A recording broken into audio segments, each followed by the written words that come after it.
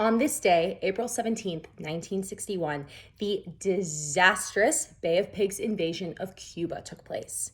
How many of you have heard of the Bay of Pigs? And how many of you actually know what happened? Okay, so first, we need some context. Our really bad relationship with Cuba goes back to 1959, when a young revolutionary by the name of Fidel Castro drove his guerrilla army into the streets of Havana and overthrew the government led by President Bautista. Now, Bautista was by no means a good guy, but he kind of let American businesses do their thing in Cuba, and most importantly, he was a staunch anti-communist. This was the Cold War after all. So he gets like an A- in America's book. Castro, on the other hand, had been stirring trouble in the jungles of Cuba for a few years now, bringing together an army and mass public support to launch an all-out communist revolution in the country. If there was a grade worse than an F, America would give it to Castro. Nonetheless, he won the revolution, took over the country, and there wasn't really much that America could do about it. But that doesn't mean they didn't try.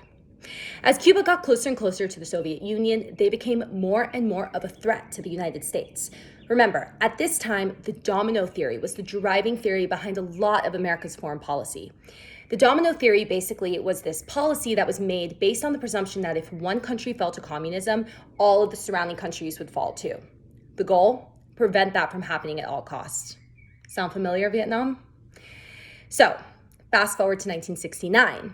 And the new President Kennedy has just inherited a top secret CIA operation. The plan was to recruit Cuban exiles living in Miami and train them to overthrow Castro, okay? Now, Kennedy was skeptical that this could work, but the CIA's stance was it would be a win-win. You know, if they're successful, Castro would be out, and if they're not, well, it's never gonna be linked back to the US.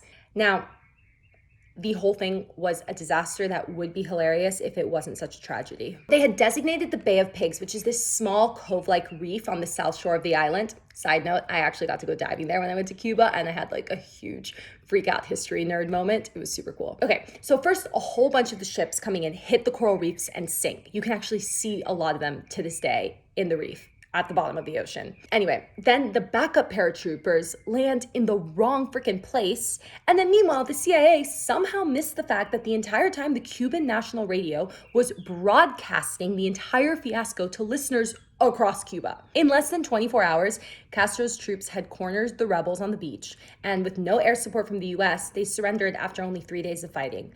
114 were killed and over 1,100 were taken prisoner. Several of those prisoners were executed. The whole thing was pretty traumatic. It can be said that the embarrassment that followed Kennedy in the aftermath of the Bay of Pigs disaster was the motivating force behind a lot of the subsequent US policy towards Cuba. The relationship continued to deteriorate until not long after a complete trade and travel embargo was issued, and that has remained in place pretty much until Obama came in and made it a priority of his administration to improve relationships between the US and its closest non-bordering neighbor. Okay, and now, want to hear an interesting fun fact? So, America's most notorious prison, Guantanamo, is on Cuban land.